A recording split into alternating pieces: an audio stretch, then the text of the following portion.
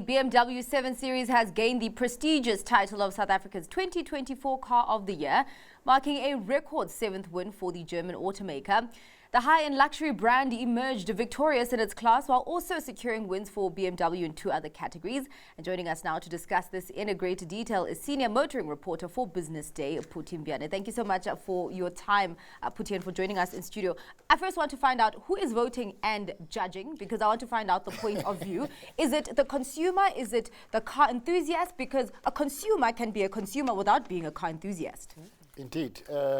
Thank you for having me here. The South African Car of the Year award is usually voted for by a select group of motoring journalists, us. Okay.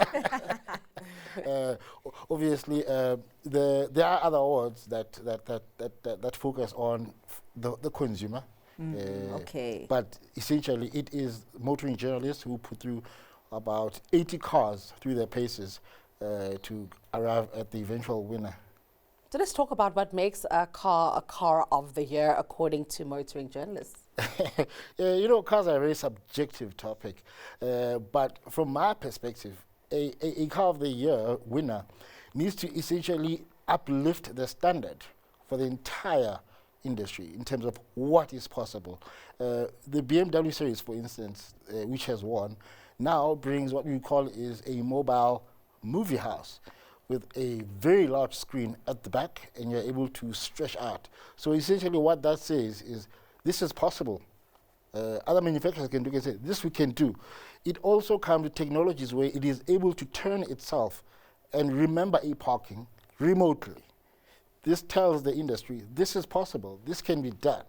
So essentially we look at such things, you look at the technology, you look at the comfort, the safety, and that, if it impresses the judges, they arrive and say, this is the one that is leading the narrative in terms of how the automotive industry will innovate or take it to the next level. Is the pleasure mainly for the driver or for the passenger? Where would you rather be? In the back. Okay. Okay. And that's the beauty about the 7 Series, because they've also designed it for the back, meaning that you can also stretch out while watching a movie, or you can actually drive it yourself. Wow. It is equipped with all of that. Wow. Sounds like Pimp My Ride, if I'm quite honest there. I must also ask you here about when we look at just these awards, there's luxury vehicles and premium vehicles. They're not quite the same thing, Phuti. Just help us understand exactly what you're looking at here. What makes a car luxury, like the BMW XE7 Series, and then a premium, which was, I think, a Mercedes-Benz that won in that category? Yes, fantastic. The difference between luxury and premium. Look, as a fun example, let's say to have a car is a luxury. Okay. However, with some brands, you can have a car, but with finer materials and finer technology. Then that becomes premium. So that is the separator.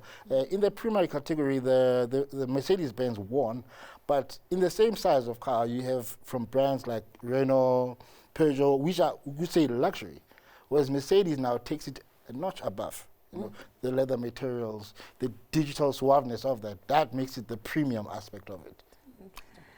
Phuti, I'm just thinking of the consumer economic situation in South Africa. I don't know if this car is, in fact, it's not made for your normal man on the street. It seems like it's made for the people who can actually shrug off the headwinds of the economy.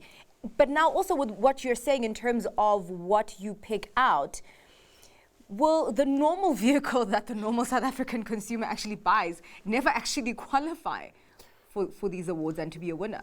Look, they can, and again, as I say, excellence has no price. You could have excellence at a very low bracket and also excellence at a very high bracket, but it remains excellence as that. So we looked at all of the cars. There were many categories, and the BMW looks like is the one that essentially had everything, Okay. basically.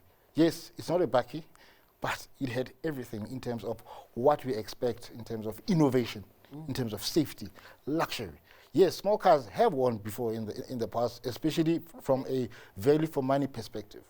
So yeah, no, let's not shoot it. Eh? Yeah, let's talk about value for money here, because Suzuki emerges as South Africa's affordable brand of choice here. It's a very interesting dynamic. At some point, I think Polo and VW, they sat there for a long time. Phuti, let's talk about what Suzuki is offering the market here that has seen it overtake in this category. Yes, Suzuki has been playing a very good game over the few years. And you're quite right, VW was on top. However, Suzuki's product is really quite basic, yet it's not. It offers basically what we require in terms of transportation, space-wise, running costs, fuel price, the purchase price itself. So there are cars these days, they're just so well priced, and people love them because they're accessible. And on top of that, they've got quite a reputation for quality and reliability. So yes, the economy is quite bad, and people are really shopping around and looking for value in terms of making sure that they stay mobile. So where the likes of VW, perhaps price, perhaps other effects as well, or sort of issues around VWs in South Africa, but Suzuki stays winning based on affordability and reliability. And the Suzuki, is it Franks? Yes, the Franks. Was second place. Second and place. then the BMW 2 Was Series, first place. my fave, third. And I'm wondering, you know, in terms of the differences between first place and second and third, is it that they didn't win because there are shortcomings, or they are just different? I think it's a case of the fact that the Suzuki came in second. That should tell us that it was very close to actually winning it. Yeah. So perhaps it didn't get the points because it probably doesn't have a TV in the back. Or it doesn't have some of the technologies that gave the 7 Series the edge. Yeah. However, a little birdie told me that it was a very, very close call. We could have actually had the Suzuki as the car of the year. But however, congratulations to both brands and Suzuki as well. It's a brilliant car. Last one, I think before we move on, the Volkswagen Amarok 4x4 double cab of the year. What happened to the Ranger? I thought everybody liked the Ranger. Good question. Well, they are one and the same car. If you, the Amarok is based on the Ford Ranger. However, the Ford Ranger is actually 2023's car of the year.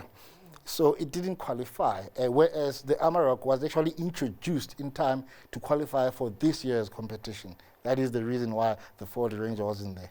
They say don't judge a book by its cover, and I think this is the perfect example, this BMW 7 Series, because I don't know if it's... It's an acquired taste. Yeah. Thank you so much for your time, Phuti. That was Phuti Mpyane, who is the senior motoring reporter for Business Day.